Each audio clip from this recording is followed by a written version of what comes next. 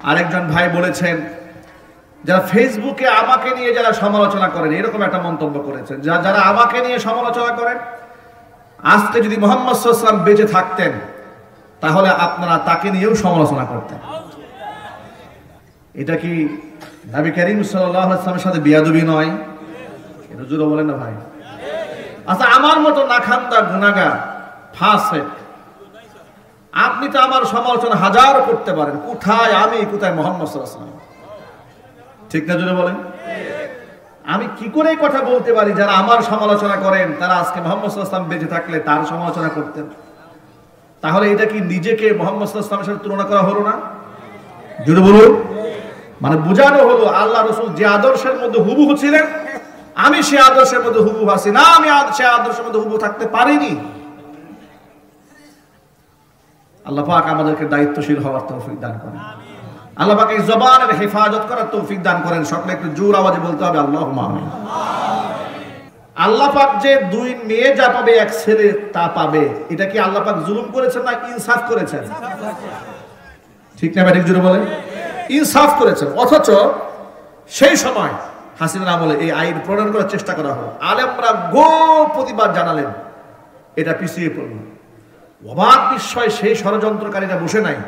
জুলাই আগস্টের বিপ্লবের পরে নতুন করে নারীবাদীরা এই প্রতিবেদন তৈরি করে খসড়া করে ডক্টর মোহাম্মদ ইউনূসের হাতে দিয়েছিল, যেন নারী পুরুষের সমান অধিকার পৈতৃক সম্পত্তির মধ্যে সমান হয়ে যায়, করে দেওয়া হয়। আবার আলেমরা জমান খুলেছেন, আবার সরকার সেখান থেকে পিছপা হয়েছে।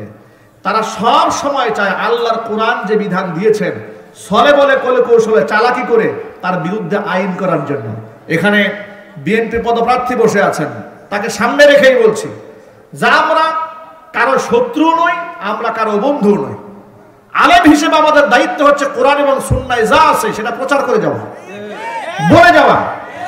আপনারা যদি ক্ষমতার মস্তক দখল করে কোরআন সুন্নাহর বিরুদ্ধে কোনো অবস্থান গ্রহণ করেন, কত বড় নেতা সেটা তো আমরা দেখবো না। অবশ্যই ইমানি দায়িত্ববোধ থেকে প্রতিবাদ করতে হবে, কথা ঠিক না ঠিক? স্বৈরাচারের আমলে সরকারি টাকা দিয়া বাবার মূর্তি বানানো শুরু করলো গোটা দেশে, ঠিক না ঠিক? যদি বলেন রাস্তার মোড়ে মোড়ে মূর্তি।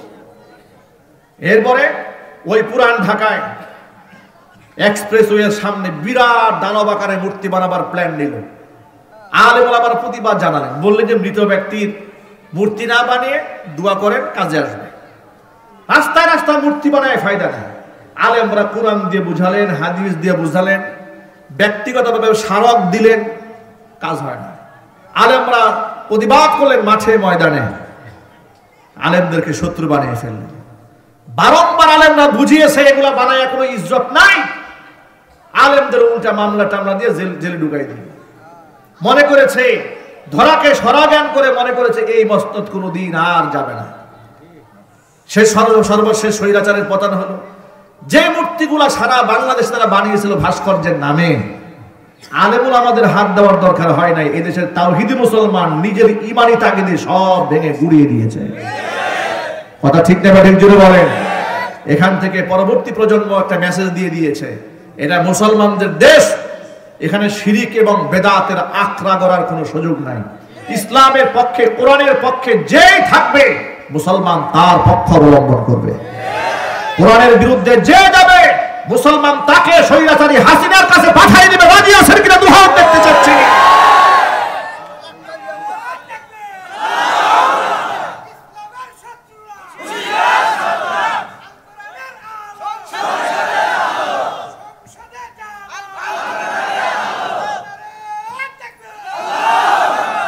প্রিয় ভাইরা আমার, ঈমান অন্তরের মধ্যে যদি থাকে সেই ব্যক্তি কোনোদিন আলেমদের বিরুদ্ধে যেতে পারে না। কেন যাবে উনি? ঠিক কিনা যদি বলেন। একজন মুসলমান আলেমের বিরুদ্ধে কেন যাবেন? আবু দারদা রাদিয়াল্লাহু তাআলা আনহু যেখানে বলেছেন কুন আলিমান, সম্ভব হলে নিজে আলেম হও। আলেম হতে পারো নাই, আও মুতাআল্লিমান, আলেমের ছাত্র হও। তাও পারো নাই, আও মুস্তামিআন, আলেমের শ্রোতা হও। আলেমের কথা গভীর মনোযোগ সহকারে শোনো। আও মুহিব্বান, আলেমকে দিল থেকে ভালোবাসো। ওয়ালা তাকুনিল খামিস, খবরদার তুমি আলেম বিদ্বেষী হতে যেও না। ফাতাহালিক, তাহলে তুমি ধ্বংস হয়ে যাবে। আলেম বিদ্বেষীদের ঠিকানা জাহান্নাম। ঠিক না ঠিক? আলেম বিদ্বেষী হওয়া যাবে না। আল্লাহ পাক আলেম ওলামাদেরকে দ্বীনের খাতিরেই মহব্বত করার তৌফিক দান করেন। আলেম ওলামারা তো শুধুমাত্র ঈমান আর আমলের পাহারাদারি নয়, দুনিয়াতে আপনার ঈমান আমল হেফাজতের জন্য আলেমরা কত শ্রম দেয়, কত ঘাম ঝরায়। আপনি মরে যাওয়ার পরে আলেম আপনার জন্য দোয়া করে, আপনি মরে যাওয়ার পরে জানাজার নামাজে ইমামতি করে আলেম আপনার জন্য দোয়া করে, কবরে মাদফুন করার পরে দোয়া করে। দুনিয়ার জিন্দেগিটাই শেষ নয়, কাল হাসরের ময়দানে আলেমদের মর্যাদা কত বেশি হয়ে যাবে শোনেন। নবী করিম সাল্লাল্লাহু আলাইহি ওয়াসাল্লাম বললেন, ইউকালু লিল আবিদি, নেককার একজন বান্দাকে আল্লাহর পক্ষ থেকে বলা হবে উদখুলুল জান্নাত, জান্নাতে প্রবেশ করো। ওয়া ইউকালু লিল আলিমি কিফ, আলেমকে বলা হবে আলেম দাঁড়াও, একা একা জান্নাতে তুমি যেতে পারো না, তোমার অনেক দায় দায়িত্ব আছে। ওয়াসফা লিন নাস, দাঁড়িয়ে যাও, বিপদগ্রস্ত মানুষের জন্য আজকে সুপারিশ করো। হাদিস শরীফের মধ্যে এসেছে, আল্লাহ নবী বলেছেন, ওয়ালাউ কানা আদাদুহুম আদাদান নুজুম, আলেমদের সুপারিশকৃত মানুষের সংখ্যা যদি আসমানের নক্ষত্র সমতুল্য হয়ে যায়, মহান আল্লাহ রাব্বুল আলামিন নক্ষত্র সমতুল্য মানুষদেরকে আলেমদের সুপারিশ মঞ্জুর করে মাফ করে দিবেন। সুতরাং আলেম ওলামাদের সাথে আমাদের হৃদয়ের সম্পর্ক থাকবে ইসলামের কারণে, দ্বীনের কারণে। ঠিক না ঠিক জোরে বলেন? আল্লাহ পাক যেন আমাদেরকে আলেম ওলামাদের সাথে সেই মহব্বত রাখার তৌফিক দান করে। জোরে বলেন আমিন। মূল কথায় ফিরে আসি। হুজুর বলেছেন কিয়ামতের আগে জাহান্নামী দুইটা শ্রেণী আসবে। একটা শ্রেণী হচ্ছে পুরুষ, যাদের এই আলামত থাকবে, যারা শাসক হবে, মানুষদেরকে অন্যায়ভাবে প্রহার করবে। এক নাম্বার, এই মানুষগুলো জান্নাতে প্রবেশ করবে না, জান্নাতের ঘ্রাণ নাকের মধ্যে পাবে না। দ্বিতীয় নাম্বার শ্রেণী, যাদেরকে আমি রাসূল দেখি না, এরা কিয়ামতের আগে দুনিয়াতে আসবে। নিসাউন কাসিয়াতুন আরিয়াতুন মুমিলাতুন মাইলাতুন রুউসুহুন্না কাআসনিমাতিল বুখতিল মাইলা, এমন কিছু মেয়েরা আসবে দুনিয়াতে, ওই মেয়েদের এই সমস্ত কোয়ালিটি থাকবে। কোয়ালিটিগুলো ভালো করে মনে রাখেন। এক নাম্বার, ওই সমস্ত মেয়েরা কাসিয়াতুন আরিয়াতুন, পোশাক পরেও তারা উলঙ্গ হয়ে থেকে যাবে। এখন প্রশ্ন হলো, পোশাক পরে মানুষ কেমনে উলঙ্গ থাকে? পোশাক পরলে তো উলঙ্গ থাকার কথা নয়। ১৫০০ বছর আগে যখন নবী সাল্লাল্লাহু আলাইহি ওয়াসাল্লাম এই কথাটি বলেছেন, হয়তো সাহাবায়ে কেরাম অবাক হয়ে গেছে যে পোশাক পরে মানুষ কেমনে উলঙ্গ থাকে। কিন্তু তার বাস্তবতা বর্তমান সমাজের দিকে একটু তাকালেই বুঝতে পারবেন পোশাক পরেও মানুষ কেমনে উলঙ্গ থাকে। ঠিক না বেঠিক জোরে বলেন? মুহাদ্দিসরা এই হাদিসের এই অংশের দুইটা ব্যাখ্যা করেছেন। এক নাম্বার ব্যাখ্যা হলো, এমন টাইট ফিট পোশাক পরবে যে পোশাকটা দেহের অঙ্গ প্রত্যঙ্গের সাথে ৮ ফিট হয়ে এরকম আটসাট হয়ে লেগে থাকবে। অঙ্গ প্রত্যঙ্গের ভাঁজ বাহির থেকে ফুটে উঠবে, এরকম পোশাক এই সমাজে মেয়েদের গায়ে আছে না না? এটা হচ্ছে একটা ব্যাখ্যা। আর একটা ব্যাখ্যা হলো, এত টাইট ফিট পোশাক নয়, তবে এতটা ফিলফিলে পাতলা পোশাক, এতটাই পাতলা যে বাহির থেকে ভিতরের অঙ্গ প্রত্যঙ্গ স্পষ্ট বোঝা যায়। এমন পোশাক পরা মুসলিম মেয়েদের জন্য হালাল না হারাম? এগুলা যদি সমাজ থেকে রাষ্ট্রীয়ভাবে বন্ধ করা যেত, উশৃঙ্খল পোশাক যদি রাষ্ট্রীয় আইন করে বন্ধ করা যেত, অসংখ্য মেয়েরা ধর্ষণ থেকে বেঁচে যেত, অসংখ্য পুরুষরা জিনা ব্যভিচার থেকে বাঁচত, অসংখ্য যুবকদের চরিত্র হেফাজত হয়ে যেত। কথা বলেন ঠিক না বেঠিক? এই জন্য ইসলাম নারীদেরকে পর্দার বিধান দিয়েছেন। মুসলিম মেয়েদের জন্য পর্দা করা রাষ্ট্রীয় আইনেই ফরজ করা হবে। যদি আল্লাহর কোরআন দিয়ে দেশ এবং সমাজ পরিচালনা করতে হয়, আল্লাহ যেন কবুল করেন। জোরে করেন আমিন। ও যুবক ভাইরা আমার, এবার নবীজি সাল্লাল্লাহু আলাইহি ওয়াসাল্লাম আখিরি জামানার মেয়েদের ব্যাপারে আরো কিছু গুণের কথা বলেন, শোনান। এক হচ্ছে নিসাউন কাসিয়াতুন আরিয়াতুন, পোশাক পরেও তারা উলঙ্গ থেকে যাবে। দ্বিতীয় নাম্বার হচ্ছে ওই সমস্ত মেয়েরা মুমিলাতুন মাইলাতুন, নিজের প্রতি পরপুরুষকে আকৃষ্ট করবে, নিজেও পরপুরুষের দিকে ঝুঁকে যাবে। টিকটক ফেসবুক অ্যাকাউন্ট করে, লাকি অ্যাকাউন্ট করে ভিডিও শর্ট ক্লিপ বানাবে, অসংখ্য পুরুষের সামনে নগ্নভাবে নিজেকে উপস্থাপন করবে, এমন নারী বাংলাদেশে নাই? আরো জোরে আওয়াজে। আরো বেশি কষ্ট লাগে যখন দেখি স্বামী এবং স্ত্রী, চিন্তা করেন, আরে বাবা আপনি তো স্বামী, আপনার কাছে আপনার বউ যদি একটু নিরাপত্তা না পায়, আপনি তো আপনার বউকে আগলায় রাখবেন, আপনার বউকে আপনি হেফাজতে রাখবেন, আপনি হচ্ছেন আপনার বউয়ের পাহারাদার। পাহারাদার যদি পৃথিবীর সমস্ত মানুষের সামনে নিজের বউকে উলঙ্গ করে উপস্থাপন করে, ওটা স্বামী নয়, ওটা জানোয়ার। ঠিক না বেঠিক জোরে বলেন? ও কিসের স্বামী? ও তো স্বামী হওয়ার কোনো যোগ্যতাই রাখে না। নিজের সম্পদ যদি কেউ নিজে রক্ষা না করে, ও কি সুস্থ না পাগল? চিল্লাই বলেন। উদাহরণস্বরূপ একটু বুঝেন, আপনার কাছে যদি 10 ভরি স্বর্ণ থাকে, সেটা কি আপনারা এই ফুটপাতে নিয়ে বসে রাখবেন? আরো জোরে বলেন। বরং কি করেন, আপনি স্বর্ণের মূল্য থাকার কারণে ঘরের মধ্যে আপনি আলমারিটা খুলে তার মধ্যে ঢুকান, আবার ভালো করে তালা দেন, চাবিটা লাগলো কিনা, তালাটা ঠিক মতো আটকালো কিনা, আবার যাচাই বাছাই করেন। কেন? এই স্বর্ণের মূল্য আছে আপনার কাছে।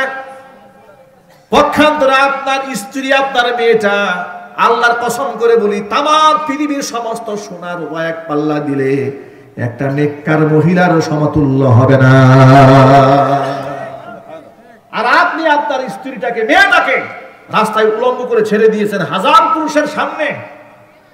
আপনার তো লজ্জা হওয়া উচিত, আপনার তো ব্যক্তিত্ব লাগা উচিত।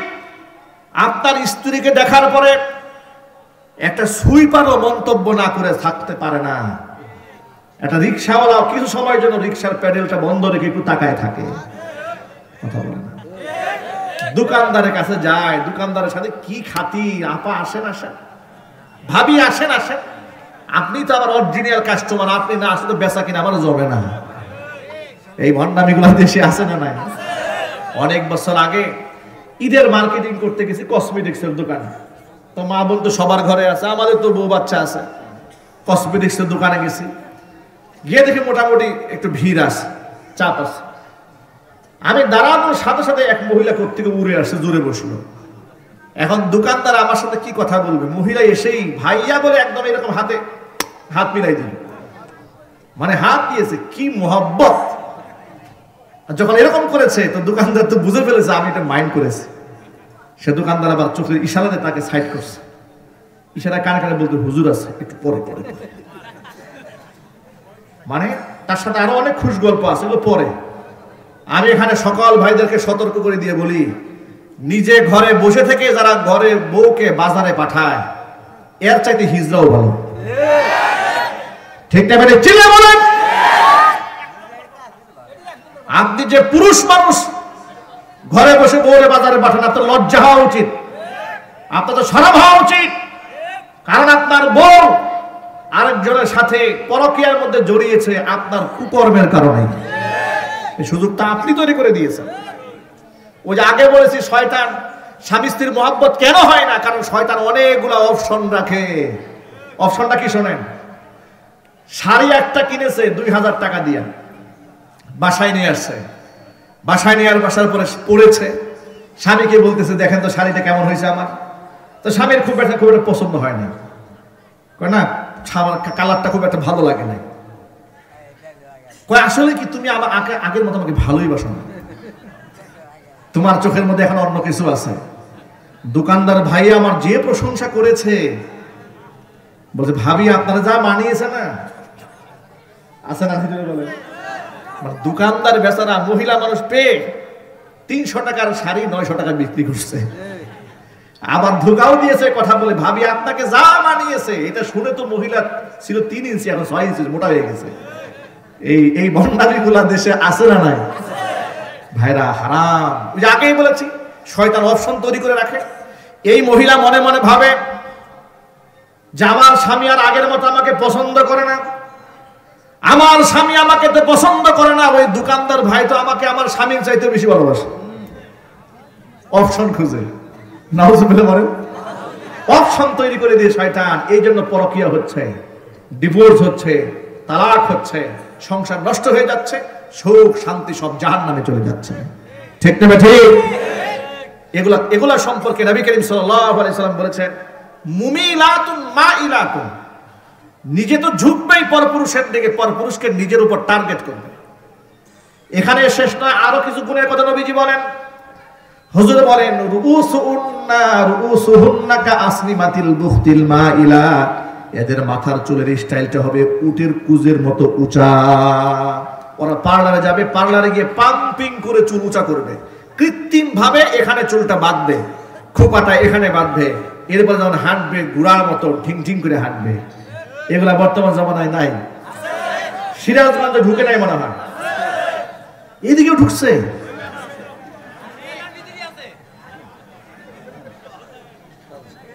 এই সমস্ত মেয়েদের ব্যাপারে আল্লাহ রসুলের সিদ্ধান্ত শুনুন। এবার বেশি কষ্ট হচ্ছে আপনাদের।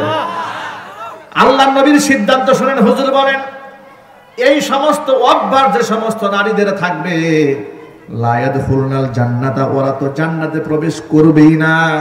ওয়ালা ইয়াজিদনা রিহাহা, জান্নাতের খুশবু পর্যন্ত ওরা নাকের মধ্যে কোনোদিন পাবে না। ওরা জাহান্নামী। ওরা কি? জাহান্নামী। এই কথাগুলো শোনার পরে হয়তো অনেক পুরুষরা মনে মনে ভাবতেছেন সব মহিলারা জাহান্নামে যাবে, আমরা তো অনেক সেফ এক্সিট নিয়ে নিব, আমাদের কোনো টেনশন নাই। খবরদার খবরদার, আমাদের মায়েরা বোনেরা কিন্তু আমাদেরই অধীনস্থ। ঠিক নেবে ঠিক জোরে বলেন। নবীজি সাল্লাল্লাহু আলাইহি ওয়াসাল্লাম অন্য একটা হাদিসের মধ্যে এবার আমাদের ব্যাপারে বলেন, আমরা যারা পুরুষ আছি, হুজুর বলেন সালাসাতুন কদ হারামাল্লাহু আলাইহিমুল জান্নাহ, তিন শ্রেণীর মানুষের জন্য আল্লাহ তার জান্নাতকে হারাম করে দিয়েছেন। এর মধ্যে এক নাম্বার হচ্ছে মুদিমিনুল খামরি, যারা মদ পান করে, শরাব পান করে, তাদের জন্য আল্লাহর জান্নাত হারাম। দুই নাম্বার ওয়াল আকু, পিতা মাতার অবাধ্য সন্তান যারা, তাদের জন্য আল্লাহর জান্নাত হারাম। তিন নাম্বার ওয়াদাইয়ুসুল্লাযী ইউকিরু ফি আহলিহিল খাবাস, ওই দাইয়ুস পুরুষ, যে দাইয়ুস পুরুষ তার অধীনস্থ নারীদেরকে বেপরদায় চালায়, ওই দাইয়ুস পুরুষের জন্য আল্লাহর জান্নাত হারাম। এখন যদি আমি প্রশ্ন করি, এখানে এই সমাজের মধ্যে মদ্যপায়ী, শরাব পানকারী, মাদক সেবী আছে না নাই? একটু জোরে আওয়াজে বলেন।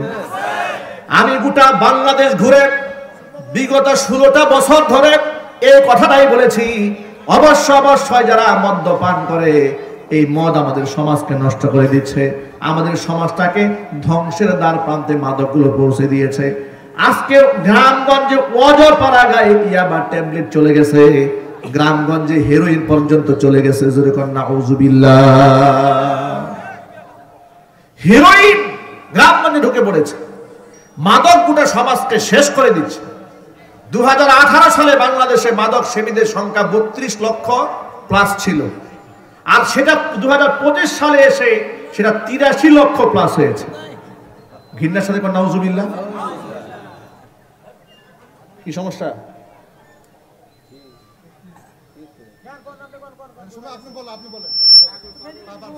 পাগল এখানে আছেন কেন? কি আশ্চর্য করবে? পাগল হলে আপনি দাঁড় করে আছেন, পাপান সরাই দেন, ডিস্টার্ব করছে না মানুষদেরকে। ঠিক কিনা বলেন? পাগল হলে তো এখানে দাঁড় করে সরাই দেন। ভাইরা আমার, মাদক সেবীদের সংখ্যা বাংলাদেশে দিন দিন বেড়েই চলেছে। মাদক এই বাংলাদেশ থেকে নিষিদ্ধ হওয়া দরকার। জোরে বলেন ঠিক না? ঠিক। মাদক নিষিদ্ধ হোক, এটা আপনারা চান? একটু জোরে বলেন না ভাই, মন থেকে চান? বাংলাদেশে কি মাদক নিষিদ্ধ আছে? না, মাদক নিষিদ্ধ নাই, মাদক নিয়ন্ত্রণ আইন আছে। মাদক কি আছে জোরে বলেন? মাদক নিয়ন্ত্রণ আইন আছে বাংলাদেশ, মাদক নিষিদ্ধের কোনো আইন নাই। কোন অজুহাতে মাদক রাখা হয়েছে বলি আপনাদেরকে। এই অজুহাতে রাখা হয়েছে যে এটা গণতান্ত্রিক রাষ্ট্র, এখানে অমুসলিমরাও আছে, তাদের ধর্মে তো আর মদ খাওয়া হারাম না, নিষিদ্ধ না। একটা অজুহাত। অজুহাত নাম্বার 2, বিদেশ থেকে অমুসলিম মেহমানরা আসে, তাদেরকে ছাইপাশ আপনি যাই খাওয়ান না কেন, একটু মদ না খাওয়ালে নাকি ওদের এনার্জি আসে না।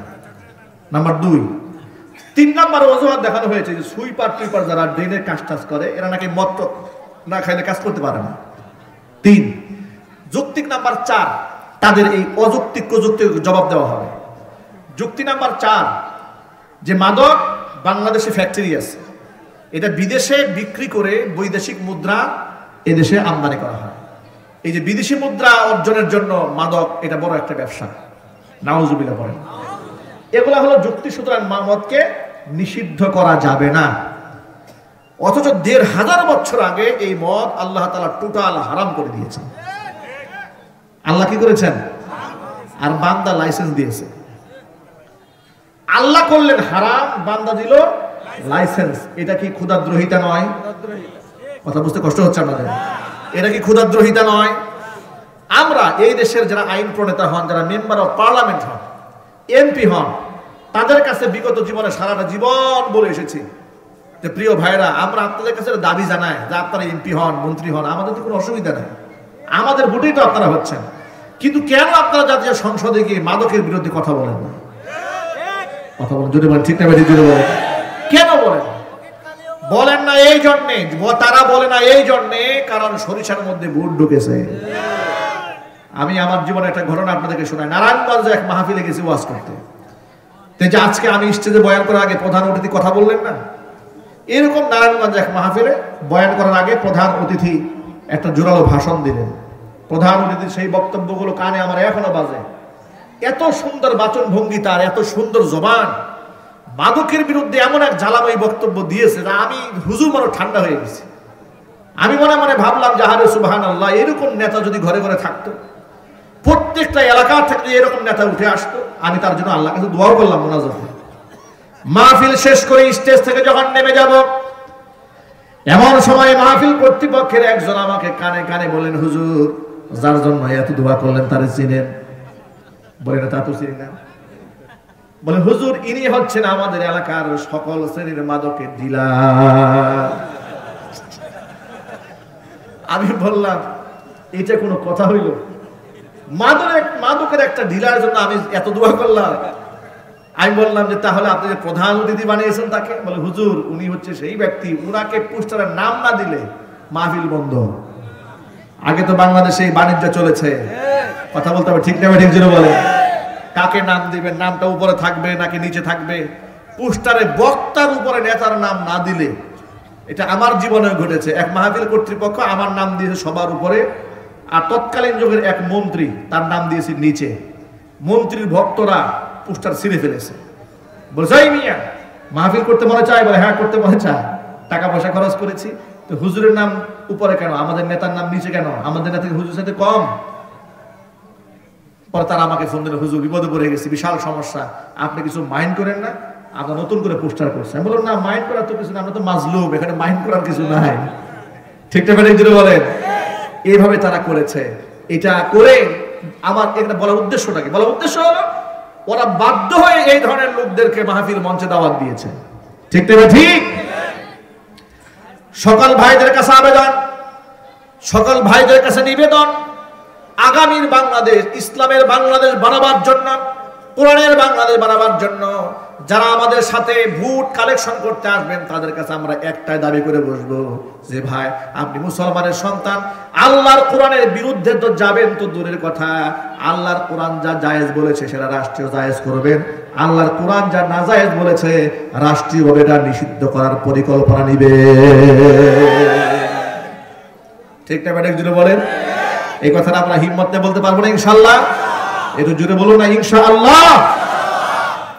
ভাইরা আমার, নবী করিম সাল্লাল্লাহু আলাইহি ওয়াসাল্লাম বলেছেন, মান শারিবাল খামরা লাম তাসিল সালাতুহু সাবা সিনিন। কোন ব্যক্তি যদি মাত্র একবার মদ পান করে 7 বছর তার কোন নামাজ আল্লাহর দরবারে কবুল হবে না।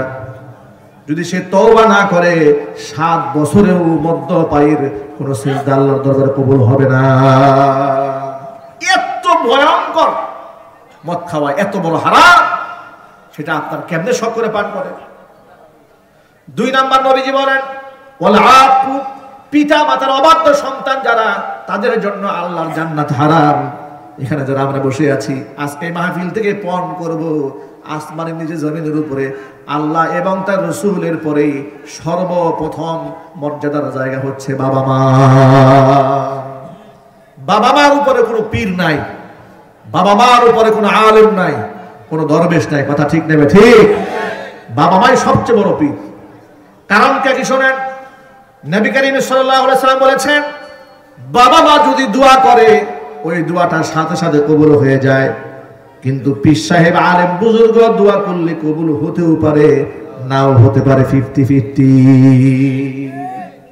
কিন্তু বাপ মার দোয়া কবুল হয়ে যায়, তাহলে বাবা মার মর্যাদা পীর সাহেবের চাইতে কম না বেশি? আরো যদি বলেন কম না বেশি? আজকে বড় আফসোস লাগে মুসলমানদের দেশে দিন দিন বৃদ্ধাশ্রমের সংখ্যা বাড়ে। কেন বাবার বেলা বৃদ্ধাশ্রমে গিয়ে দেখেন একটা সিটও খালি নাই। মুসলমানের সন্তান বাবা মাকে বৃদ্ধাশ্রমে পাঠিয়ে দিয়েছে, বাপ মাকে মর্যাদা দেয় না, সম্মান দেয় না।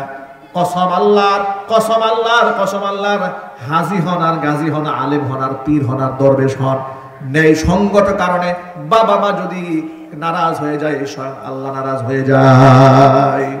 বাবা মা যদি খুশি হয়ে যান, আল্লাহ পাক খুশি হয়ে যান। এই জন্য আমরা পিতা মাতার অবাধ্য সন্তান হব না, পিতা মাতার বাধ্যগত সন্তান হব। আল্লাহ যেন কবুল করেন, জোরে কোন আমিন। 3 নাম্বার আল্লাহ নবী বলেন ওয়াদাইয়ুসুল্লাযী ইউকিরু ফি আহলিহিল খাবাস, ওই দায়ুস পুরুষ, যে দায়ুস পুরুষ তার অধীনস্থ নারীদেরকে বেপরদায় চালায়। এখানে আমরা যারা পুরুষরা যারা আছি, রাষ্ট্রকে নিয়ন্ত্রণ করার ক্ষমতা যেহেতু আমার নাই, যেহেতু আমি রাষ্ট্রের অধিকারী নই, কিন্তু অন্ততপক্ষে আমার ঘরের সরকার তো আমি নিজেই। কথা বলেন, আমার ঘরের প্রাইম মিনিস্টার তো আমি নিজে, ঠিক না ঠিক যদি বলেন? তা আমার বউ আমার পারমিশনের ছাড়া বাইরে যেতে পারবে না, শরীয়তে এলাও নাই। আমার বউকে আমি বোরকা ছাড়া বাইরে বের হতে দেব না, আমার স্ত্রীকে আমি পরপুরুষের সাথে মিশতে দেব না, বিনা ওজরে আমি পরপুরুষের সাথে আমার স্ত্রীকে কথা বলতে দেব না। এই হক আমার আছে না নাই? আরো যদি বলেন, এই হক যদি কোনো স্ত্রী লঙ্ঘন করে, যদি এই হক লঙ্ঘন করে, স্বামীর বৈধ এবং তার যৌক্তিক দাবিকে প্রত্যাখ্যান করে তার পারমিশন ছাড়া সে পরপুরুষের সাথে কথা বলে, যদি তাকে বোঝানোর পরেও না বুঝে, প্রয়োজনে সেই স্ত্রীকে আপনি তালাক দিয়ে ছেড়ে দেবেন, ঠিক না ঠিক যদি বলেন? কিন্তু পরপুরুষের সাথে মাখামাখি করার কোনো সুযোগ নাই, ইসলাম দেয় নাই আপনাকে। ইসলামী শরীয়ত মানুষ যেখানেই লঙ্ঘন করেছে, মানুষ সেখানেই বিপদে পড়েছে। আমি আবার বলি, ইসলামী শরীয়তের নীতিমালা মানুষ যেখানে লঙ্ঘন করেছে, মানুষ সেখানে বিপদগ্রস্ত হয়েছে। আমরা যখন পর্দার কথা বলি, তখন এই দেশের বাম পাড়ায় আগুন জ্বলে, নাস্তিক বেঈমানরা আমাদেরকে মৌলবাদী বলে গালি দেয়, ঠিক না ঠিক জোরে বলে? তারা আমাদেরকে বলে আমরা হচ্ছে কট্টর পন্থা অবলম্বন করি। আরে বাবা, কট্টর পন্থা বলতে ইসলামের কোনো পন্থা নাই। তারা আবার বলে যে আধুনিক ইসলামটা খুব ভালো লাগে, মডার্ন ইসলাম, আধুনিক ইসলাম, যারা আধুনিক মুসলমান তাদের খুব ভালো লাগে। কেমন? আধুনিক মুসলমান আবার কি জিনিস? মুসলমান তো এমনিতেই চির আধুনিক, ইসলাম তো চির নতুন, ইসলাম তো পুরানো হয় না, ইসলাম কখনো ডেট এক্সপায়ার হবে না। ১৫০০ বছর আগে নবীজি সাল্লাল্লাহু আলাইহি ওয়াসাল্লাম যে সুন্নাহ দিয়েছেন, ওই সুন্নাহ চির আধুনিক, চির বিজ্ঞান সম্মত। বিজ্ঞান উল্টায় যেতে পারে, আমার নবীজির সুন্নাত উল্টায় যাবে না, ঠিক না ঠিক? আচ্ছা, আপনাদেরকে বুঝাবার জন্য বলি, বর্তমান বাংলাদেশে একটা জাতীয় রোগ আছে। এই জাতীয় রোগের নাম কি? ডায়াবেটিস। একজন বলে চুলকানি, এটাও সত্য। জাতীয় রোগ নাকি চুলকানি। ভ্যাকসিন দেওয়ার পরে নাকি বাংলাদেশে অ্যালার্জির সংখ্যা বেড়েছে। কথা ঠিক নেবে ঠিক? ভাই আমার, তো জাতীয় রোগ ডায়াবেটিস কেন হয়েছে? গ্রামগঞ্জে মানুষের ডায়াবেটিস সংখ্যা কম, শহরে ডায়াবেটিস সংখ্যা বেশি। তবে গ্রামগঞ্জেও এখন হচ্ছে। কেন? গ্রামগঞ্জের মানুষ আগে যে শারীরিক পরিশ্রমটা করত, এটা অনেকেই বন্ধ করে দিয়েছে। ছেলে বিদেশ থাকে, বছরে বছরে টাকা পাঠাচ্ছে, মাসে মাসে টাকা পাঠাচ্ছে, উনি এখন খুব আয়েসে জীবনযাপন করেন, আর ডায়াবেটিসে ধরছে ভালো করে। আর আগে যখন ফজরের নামাজটা পড়ে লাঙ্গলটা কান্দে নিয়ে দৌড়াইতো, কি ডায়াবেটিসের ধরবে? লাঙ্গল দেখে ডায়াবেটিস 2 মাইল দূরে থাকবে, ঠিক না ঠিক বলে? ডায়াবেটিস হয়েছে। ডাক্তাররা কি বলে এখন দেখেন, ডাক্তাররা কি ফর্মুলা? ডাক্তাররা বলে আপনি দুপুরবেলা সামান্য খাবেন। বেশি কষ্ট হচ্ছে আপনাদের ভাই? রাত তো অনেক বেশি হয়ে যাচ্ছে, তো 12টা ওভার হয়ে গেছে। ডক্টর বলে সকালবেলা ভারী খাবার খাবেন না, একটা রুটি খাবেন, ডিমের একটা পোস্ট খাবেন কাম সারা। দুপুরবেলা 100 টাকা চালের ভাত খাবেন, ঠিক কিনা বলেন? সবজি খাবেন বেশি করে, রাতের বেলায় বেশি খেতে পারবেন না, একটা মাত্র রুটি খাবেন। তো গ্রামের কিছু লোক আমার নিজের চোখে দেখা দাওয়াতে আসছে, আসার পরে বলতেছে যে ডাক্তার তো একটা রুটি খাইতে বলছে, অসুবিধা, রুটিটা বাড়িতে গিয়ে খাবার, দাওয়াতটা খেয়ে নেই। রুটি বাড়ি গিয়ে খাবে, দাওয়াতটা এখানে খেয়ে নেই। এখন এই যে ডক্টর বলছে আপনি সকালবেলা একটু কম খাবেন, দুপুরে একটু কম খাবেন, এরপরে রাতের বেলা কম খাবেন, রাতের বেলায় 40 কদম হাঁটার কথা আসছে হাদিসে। সুবহানাল্লাহ বলেন। এই ফর্মুলাটা ডাক্তাররা দিল ইদানিং 21 শতাব্দীতে ডায়াবেটিস হওয়ার পরে এই লোকদেরকে ফর্মুলা দিচ্ছে ডাক্তাররা যে আপনারা সুস্থ যদি থাকতে চান এই ফর্মুলা অনুসরণ করেন। ওই ডাক্তার জাহাঙ্গীর কবি বলে না, তার কাছে যাবেন আর দেখবেন যে আপনারা খালি 1 নাম্বার ওষুধ দিবে যে রোজা রাখেন। অথচ এই যে রোজা রাখার ফর্মুলা তিনি দিলেন, এটা ডাক্তার জাহাঙ্গীর কবিরের ফর্মুলা নয়। 1500 বছর আগে আমাদের কলিজার টুকরা নবী, বিশ্ব নবী মুহাম্মদ রাসূলুল্লাহ সাল্লাল্লাহু আলাইহি ওয়াসাল্লাম বলেছেন, সুমু তাসিহু, রোজা রাখো সুস্থ থাকো। নবী করিম সাল্লাল্লাহু আলাইহি ওয়াসাল্লাম প্রত্যেক সপ্তাহের সোমবার দিন, বৃহস্পতিবার দিন রোজা রাখতেন এবং আইয়ামে বীজ প্রত্যেক চন্দ্র মাসে 13, 14, 15 তারিখ নবীজি সাল্লাল্লাহু আলাইহি ওয়াসাল্লাম রোজা রাখতেন। এই যে রোজার ফর্মুলা তো 2000 বছর আগের দেওয়া, অথচ সেই ফর্মুলা এখন ডাক্তাররা পালন করতে বলছে। এর মানে কি, বর্তমান আধুনিক বিজ্ঞান গবেষণা করে 1500 বছর পরে যা বের করে, ইসলাম তার 1500 বছর আগেই বের করে দিয়েছে। সুবহানাল্লাহ বলতে মন চাইল না। আরেকটা মজার কথা বলি, এশারা নামাজের পরে ডাক্তাররা ইদানিং দেখবেন যারা মোটিভেশনাল স্পিচ দিচ্ছে, মানুষকে বোঝাবার জন্য সুন্দর সুন্দর বাণী যারা অনলাইন সোশ্যাল মিডিয়াতে প্রচার করছে, তারা দেখবেন বলে যে, ওই ডাক্তার নাবিল সাহেব দেখলাম প্রায় সময় বলে, ওনার বক্তব্যগুলো আমাদের সামনে প্রায় সময় আসে, যে মানুষের মস্তিষ্ক এটা খুব প্রখর হয় কোন সময়, শেষ রাতে। আপনার প্রথম রাতে খুব দ্রুত ঘুমিয়ে যান। উনি বলতেছেন ডক্টররা গবেষণা করে দেখে যে প্রথম রাতে যদি মানুষ ঘুমায় যায়, ঠিক শেষ রাতে তাহাজ্জুদের সময় তার ব্রেনটা এত এত বেশি প্রখর হয়। আল্লাহু আকবার জোরে বলেন। তুমি শেষ রাতে ওঠো, আল্লাহকে সিজদা দাও, চোখের পানি ফেলো, তোমার ব্রেনে রক্ত সঞ্চালন বাড়বে, মস্তিষ্কের ধারণ ক্ষমতা বাড়বে, এর ক্যাপাসিটি বাড়বে, এর শক্তি আরো বৃদ্ধি পাবে। এই জন্য যারা 30 পারা করেন হাফেজ হয়, এই যে আমরা যারা হাফেজ হয়েছি, আপনাদেরকে মূল কথা বলে দিই, আমরা সারা দিন যা পড়েছি সবচেয়ে বেশি মুখস্থ হয়েছে শেষ রাতের পড়াটা। এই জন্য এখনো পর্যন্ত হিফজ খানাতে দেখবেন বাচ্চারা রাত 3টা, 3:30 বাজে ঘুম থেকে ওঠে। ঠিক না ঠিক জুড়ে বলেন? কেন? ওই সময় আধা ঘন্টা পড়লে মোটামুটি সারা দিনের মতো পড়া হয়ে যায়। আল্লাহু আকবার বলেন। তাহলে এই যে শেষ রাতে কোরআন তেলাওয়াত করতে হয়, শেষ রাতে আল্লাহকে সিজদা দিতে হয়, রবের কাছে চাইতে হয়, প্রথম রাতে দ্রুত ঘুমিয়ে যেতে হয়, তাহলে শরীর সুস্থ থাকবে, ব্লাড প্রেশার ঠিক থাকবে, আপনার ডায়াবেটিস থেকে আপনি বাঁচতে পারবেন। এই যে এত কথা ইদানিং ডাক্তাররা বলেছে, আর এই কথাগুলো 1500 বছর আগে আমাদের রাসূল বলেছেন। সুবহানাল্লাহ জোরে বলবেন না ভাই? তাহলে আপনারাই বলেন, আধুনিক বিজ্ঞান আমাদেরকে যা শিখাচ্ছে, নবী করিম সাল্লাল্লাহু আলাইহি ওয়াসাল্লামের সুন্নাহ কি সেই অনুযায়ী পিছিয়ে আছে না অনেক এগিয়ে আছে? আরো জোরে বলেন। বহু এগিয়ে আছে।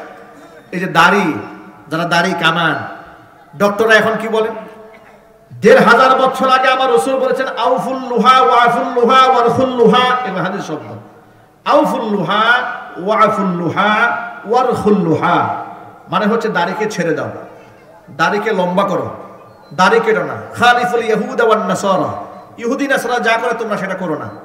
তো দাড়ির ব্যাপারে এই ঘোষণা আসলো 1500 বছর আগে।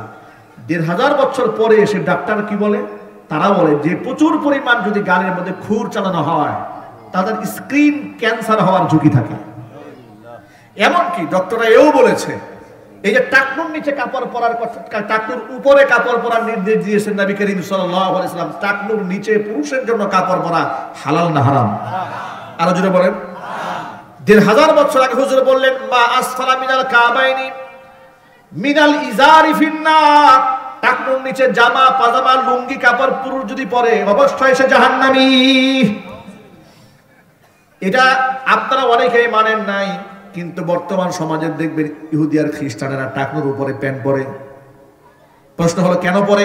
ওরা বিজ্ঞান গবেষণা করে দেখেছে যে পুরুষ টাকনুর উপরে পাজামা লুঙ্গি কাপড় পরে তার যৌন শক্তি সেটা মাহফুজ থাকে, হেফাজত থাকে। যেরকম সুবহানাল্লাহ। অনেকগুলো কারণের মধ্যে এটাও একটা কারণ। অথচ বিজ্ঞান গবেষণা করে বের করলো মাত্র সেদিন, অথচ আমার নবী ১৫০০ বছর আগে সব বলে দিয়েছেন। এর মানে হচ্ছে, আমি যা বুঝাতে চাই, আমি মাত্র কয়েকটা এক্সাম্পল দিয়েছি। এরকম দিতে দিতে সুন্নতে নববী, রসুলের প্রত্যেকটা সুন্নাহকে যদি আপনি সায়েন্স গবেষণা করেন, এটা যদি ল্যাবে পাঠান, যদি আপনি রেজাল্ট বের করেন, তাহলে আপনি ভাববেন, আপনি অবাক হয়ে যাবেন, আমার রসুলের চাইতে শ্রেষ্ঠ বিজ্ঞানী পৃথিবীতে আর কেউ নাই। রসুলের সিদ্ধান্তই চূড়ান্ত সিদ্ধান্ত। চিৎকার দিয়ে এখন আল্লাহু আকবার। সুতরাং আমরা আমার রসুলের সুন্নাহকে ছাড়বো না, বলেন ইনশাআল্লাহ। এবার মূল কথায় ফিরে যাই, যেটা বলার জন্য এত লম্বা কথা বলেছি। ইসলাম মুসলমান ছেড়েছে যেখানে, বিপদে বলেছে সেখানে, ঠিক কিনা? আমার মা বোনদের পর্দার কথা বললে অনেক সময় লোকেরা বলে, হুজুর এত কট্টর কথা বললেন না, একটু ফ্লেক্সিবিলিটি দেন, একটু সহজ করেন, একটু মধ্যম পন্থা অবলম্বন করেন। কারণ এখন তার এত কট্টর পর্দা করা যায় না, একটু আধুনিক হন।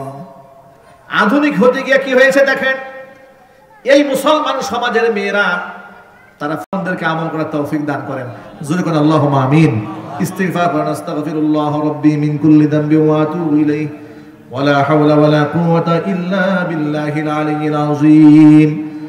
اللهم صل على محمد وعلى آل محمد كما صليت على إبراهيم وعلى آل إبراهيم إنك حميد مجيد. اللهم بارك على محمد وعلى آل محمد كما باركت على إبراهيم وعلى آل إبراهيم إنك حميد مجيد.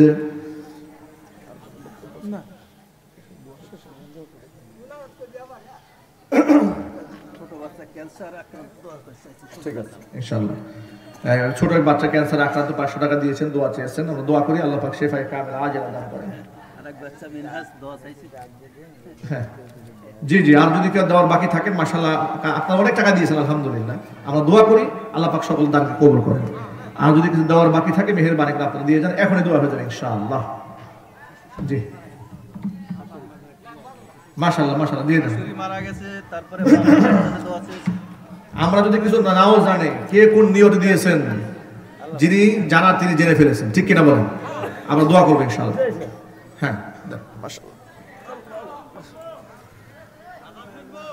হ্যাঁ আজান, বাপরে মাশাআল্লাহ, আজকে মাইকটা সুন্দর। হ্যাঁ আমার সুন্দর হয়েছে মাশাআল্লাহ। একটু মিক্সটা দিয়ে দেন, আজান শোনাই দেন। আল্লাহু আকবার, আল্লাহু আকবার, আল্লাহু আকবার,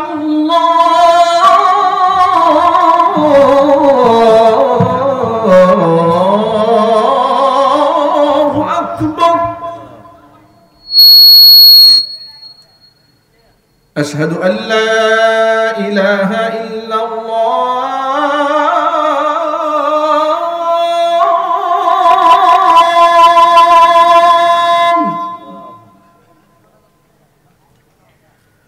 أشهد أن لا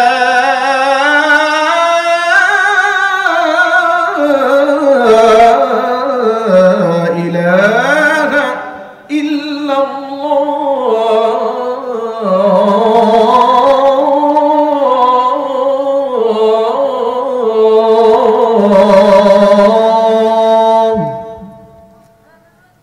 আজানের ধ্বনিটি এতটুকু নেই, রাত এখন অনেক গভীর, মাইকের আওয়াজ বহু দূরে যাচ্ছে, মানুষ বিভ্রান্ত হয়ে যাবে। যারা ঘুমায় গেছিল ফজর মনে করে লাভ দিয়ে উঠছে, ঠিক কিনা বলেন? আর ঘড়ির দিকে তাকায় বকতেছে কোন মুয়াজ্জিন পাগল হয়েছে। যাই হোক, আপনারা আজানকে মহব্বত করেন, নামাজের মহব্বত আল্লাহ পাক আরো বাড়ায় দেন। অনেক ভাইরা দান করেছেন, এক মা এক বোন দেখেছি নাক ফুল, না হ্যাঁ হ্যাঁ হ্যাঁ নাক ফুল দান করে দিয়েছেন। মারহাবা বলেন, আল্লাহ পাক যেন কবুল করেন, আমিন। আল্লাহুম্মা আমিন। ربنا ظلمنا أنفسنا